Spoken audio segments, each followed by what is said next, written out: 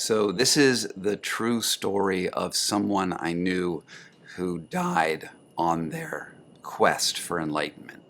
And I've never really told it in its completeness, so this might get a little rambling, but it's super, super important.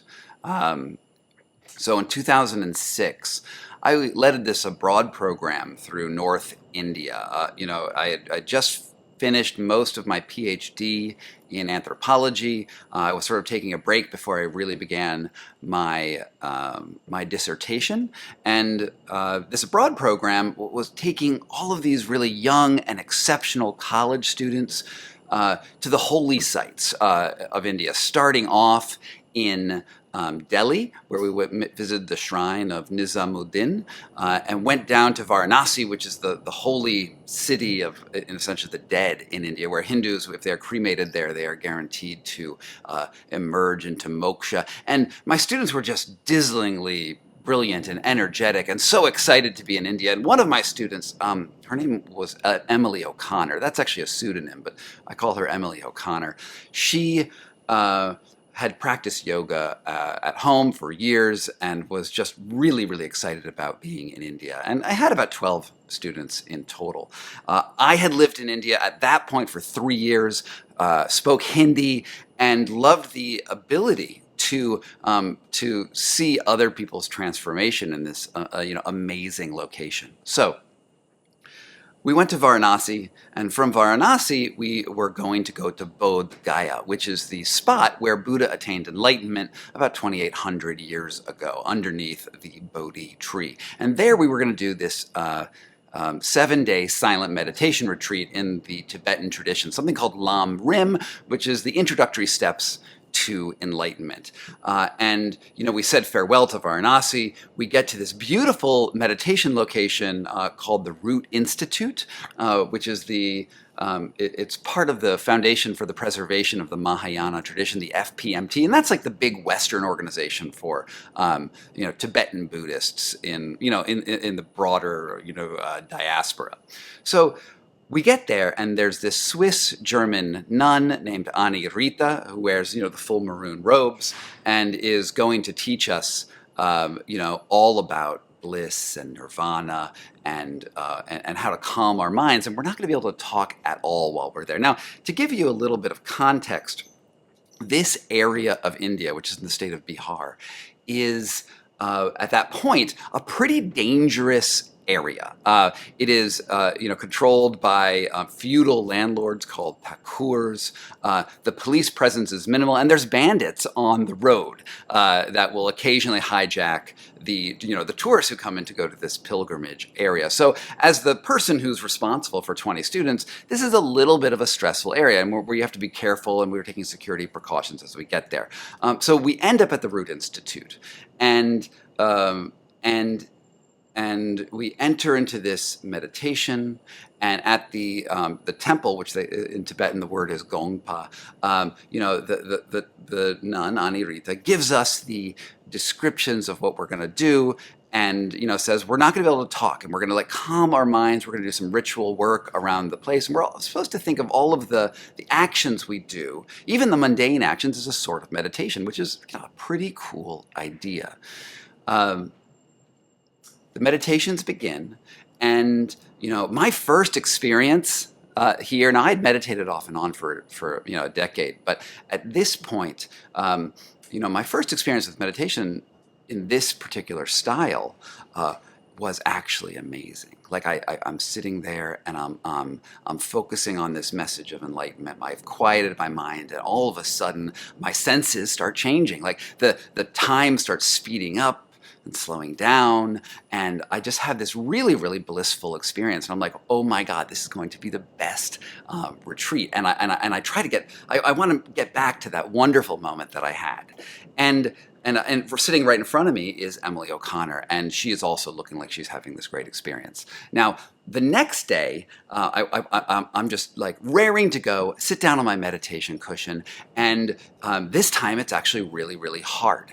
We're not, I'm not getting to the place where I want to get, and I'm like, oh man, why am I doing this retreat? It's not something that is totally speaking to me. But other people seem to be enjoying it. I'm having a little bit of trouble keeping the supposed vow of silence, not going to be, checking email or things like that. So I sneak back into my room, and I have this sort of like phone dongle that attaches to my cell phone. I mean, this is 2006, iPhones weren't a thing, and I sort of sneak my way onto the internet. I got this email from the program coordinator that we had in Varanasi, who we just spent a week with.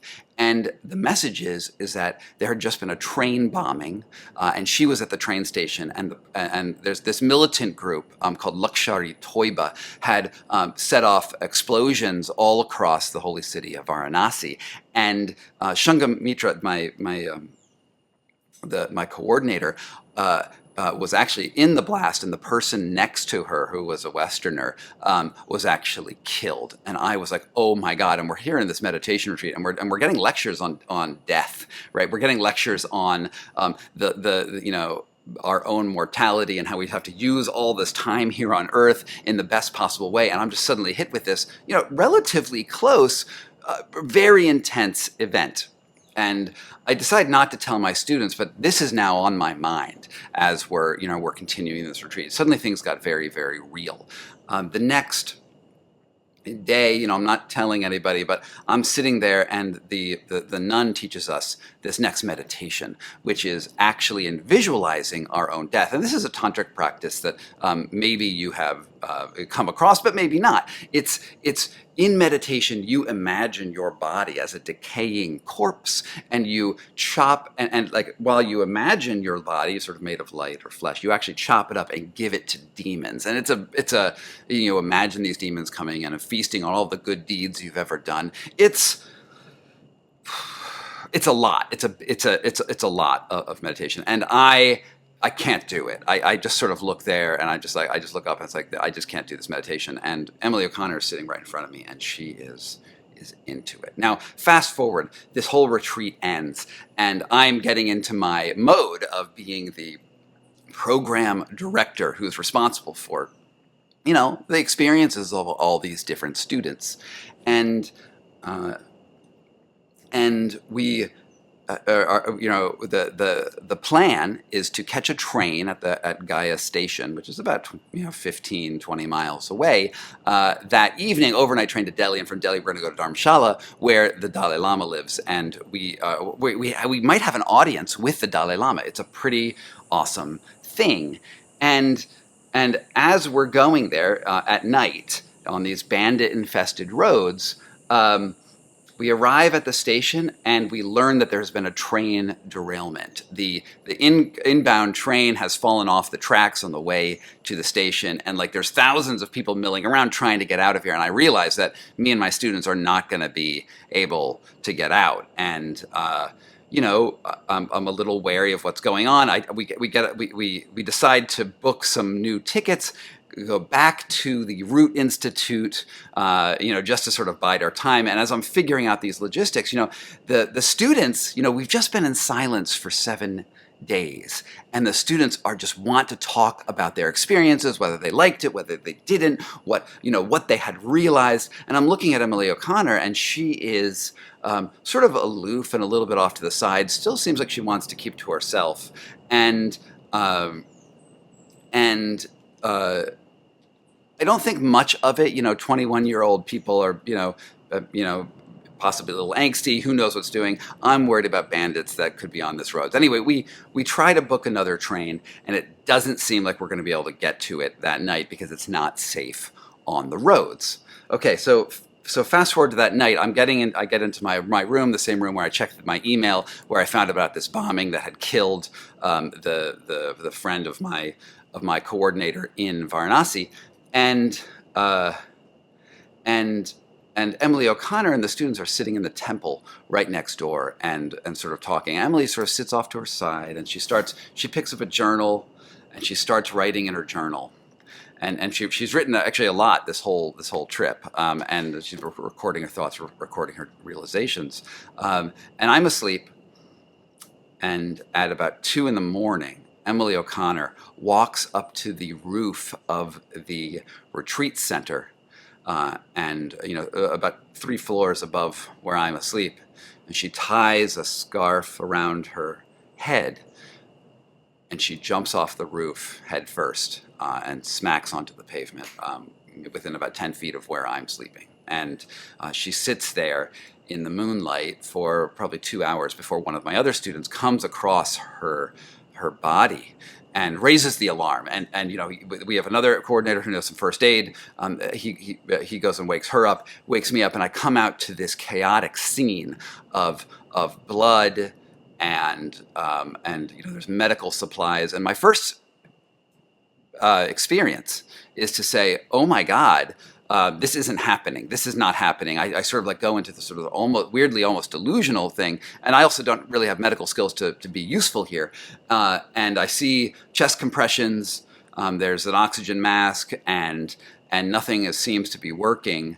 And I come to my senses in a minute or two, and I get on the phone and I call the program coordinator back in the United States, and we try to figure out, all of a sudden, like, how do you deal with a crisis like this? At this point, I think I'm 26 years old, and I've traveled around a lot, but I've never been responsible for the lives of students in this way. This suddenly got very, very real, and my job transforms from just being the shepherd to the safety of these students and sort of essentially a travel guide into somebody who has to sort out the police case, which is going to be brewing. And I'm the only person who speaks Hindi in the group. I'm the person to sort of be in charge.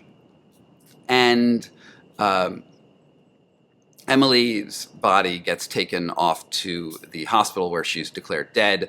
My other coordinator, with a couple students, I think, have her in the back of an ambulance, which is also part of the Root Institute's grounds. And I suddenly have to explain to the people back in the United States what is going on. And so she had left her journal in a very conspicuous place, open to a page, and very obviously for us to read it. And so I read her journal. I try to get what was going on in her mind. And this is where things get really, really strange. The journal starts off, "Hey, I'm in India. It's so wild here. There's so many crazy things, and there's cows on the street." Very typical experiences. In Varanasi, she has some spiritual insights and doesn't quite like the yoga that exists in India. It's a little different than she had expected because she'd studied in these American studios, and the Indian yoga, it doesn't quite live up to her expectations, so she starts teaching herself. And then in Bodh Gaya, as soon as we start doing the meditation retreat, she also has these really, really captivating meditations. She really feels like she's getting somewhere that she had never expected, and starts writing things such as, "I realize now that I have been born to countless incarnations, and I already know these teachings. These teachings are already in my soul. I feel I am on the cusp of greater things, yet I do not want this realization to disappear. I just want it to be mine. It is my karma to become enlightened and to enlighten others, and then I am a bodhisattva." The last words are, "I am a bodhisattva." Now, for those of you who do not know, a bodhisattva is essentially a Tibetan Buddhist angel. It is the incarnation of an enlightened being who has decided not to leave existence, but to stay on Earth and enlighten absolutely everything, and has a lot of magical, what we would perceive of as magical spiritual powers. She believed that she had become, or was about to become, a bodhisattva, and she took her life in order to stay in that one place, to stay in that one perfect moment of bliss, because this is actually something that happens very frequently in meditations. You have this great insight and you just want to hold on to it because it is so unbelievably beautiful, and you can't. And I think she knew that insight was going to go, and that state that she was in was going to fade and go back to sort of normal, mundane reality. And that's when she jumped off the roof and took her own life. And this began my very, very long road to understanding this dark side of enlightenment. When we talk about bliss and nirvana, moksha, enlightenment, we think that these are unambiguously good things. We think that these are the things that are going to save us and make us better people in the future in general. And we ascribe to them sort of, almost supernatural powers. But the problem is, enlightenment is not a state that you arrive at and then look at the world and you are suddenly a totally different person. Enlightenment, the way I think of it, should be a process. But what do I know? Well, I spent the next year or so doing two things. Now, at first, this was like the pivotal moment of my life. And at first, I was dealing with her corpse, okay? So I had suddenly seen someone transition from a beautiful, vibrant, intellectual, driven person into, not to put too fine a point on it, but essentially meat. And it was my job to bring her corpse back to the United States as intact as possible. Meanwhile, there's a police-ordered autopsy, and I'm trying to sort of deal with the logistics of an autopsy. It's 100 and some odd degrees outside, which you can only imagine what that does to a human corpse. And we're trying to find ice and trying to create coffins and all of the very, very mundane and very physical side of the body. And what I realized is that after you're dead, you are no longer the custodian of this flesh, and you give that control to other people. And police wanted parts of her heart and her kidneys and blood work and part of her brain. This is all for sort of autopsy. They wanted to rule out that this was a murder. There's a police investigation where all of her her possessions are cataloged, and eventually the police give me a copy of her journal, and the insurance company is making money. The embassy is trying to sort things out. There's a lot that goes on into dying, and so this sudden realization of what happens when the body goes from living to dead led me down a 6-year investigation into the materiality of the bodies. It's a book that I wrote called The Red Market, and we can get into this later, but essentially I started looking into organ trafficking, where people buy and sell pieces of human flesh around through medical markets around the world. And that I spent 6 years looking at buying and selling human kidneys, hair, surrogate wombs, you name it, different parts of your body, and usually the illegal markets. And I think of this as the instigating moment where I suddenly realized that our bodies are also commodities. But pertaining to the story that I just told you, a more important question was, why did she go? Why did she take her life? Was she crazy, or was she enlightened? And I spoke to, I actually did a tour around, to holy sites in Varanasi, Kashi,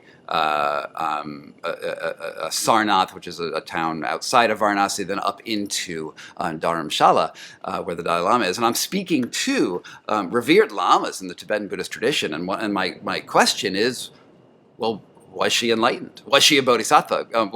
What do you think? And they all agreed that no, that's not how enlightenment works in their tradition.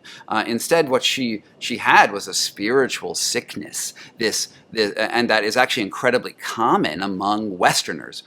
We in the West are raised with this curious understanding of Eastern religions, right? We grow up on mythology of Luke Skywalker and this idea that you can think yourself to growing wealthy, and these ideas that some sort of intense internal practice changes the outside world, Merlin and whatnot. We have this thing called the Protestant work ethic and the spirit of capitalism, which is you work hard and you will get great results. Well, when you mix that with this Eastern idea of enlightenment, where you can meditate really, really hard and then become a bodhisattva or some other sort of enlightened being, or if you can practice yoga until you can levitate or walk through walls or gain telepathy, which are all mentioned in the Yoga Sutras of Patanjali.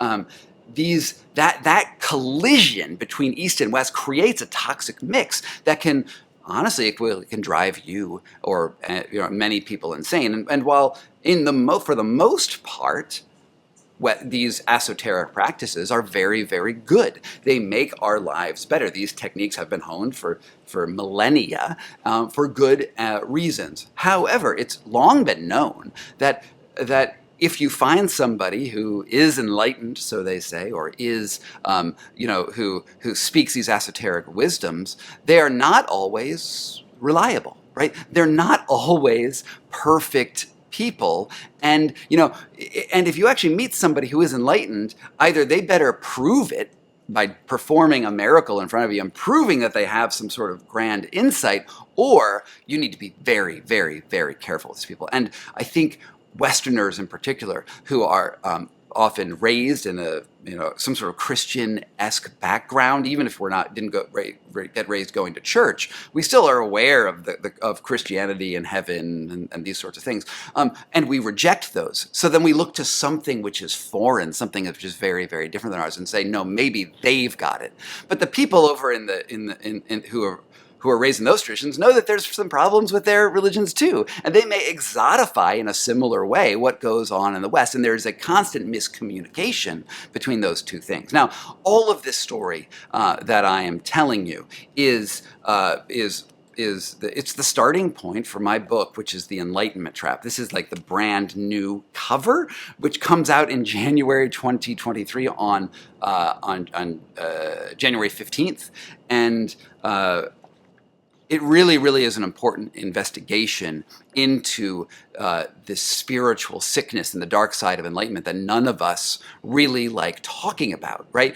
We want to tell the positive story. We want to tell the story of the person who strives and achieves and becomes greater than themselves. But that is not the only story that's important. And I think that when we go blithely into dedicating ourselves to these esoteric techniques without background, we run the risks of doing things that are detrimental to ourselves and possibly even deadly or dangerous.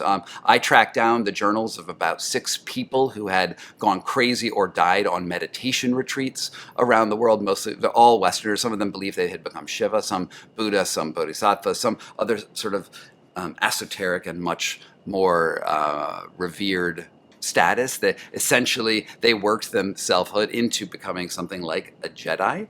And I think Westerners are particularly vulnerable to this sort of problem. And it has been talked about as India syndrome when looking at India, but there's cognate syndromes in Jerusalem, where people go to Jerusalem and suddenly realize that they are Jesus. There's something called Stendhal syndrome, where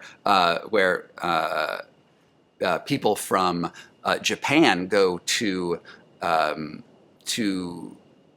Paris and become overwhelmed with all the beauty of Paris, and their misunderstandings of the West overwhelm them and drive them crazy. I mean, this is a universal problem, and another thing that occurs with when people are on this spiritual path is that you can start to think that the mundane world that we all have to muck through, where you have to make money and there's salaries and there's jobs and these obligations that we do not necessarily want to perform, we can start to think that actually maybe there's a hidden other reality that's actually even more real than the world that we live in, and that reality is more important than the one that we perceive around us. Now, that is the entry point for madness, and while there could be good spiritual lessons that come out of thinking about things in those ways, when the actions become maladaptive and your life falls apart, like you stop eating because you start believing that you can live on prana or the breath energy of the universe alone, this is extremely dangerous. So, these are the starting points. These are some of my ideas that I talk about in The Enlightenment Trap. It catalogs Emily's death and also the death of a man named Ian Thorson in the deserts of Arizona, which will be the subject of another video. And I really hope that you pick it up. I really hope that this at least sparks some interesting ideas for you. And And I hope that you check out other videos on this channel because, from here, I branch out in many, many different directions that have made me go investigate the very real world of criminal organ trafficking, to ultimately learning meditation techniques myself that actually are, and inconceivably, give me something that looks externally like superpowers, but is not. And my books, The Wedge and What Doesn't Kill Us, are directions we can go there as well. And I just want to say thank you so much for watching this 24-minute long video. There are many, many more stories for me to tell you. Thank you.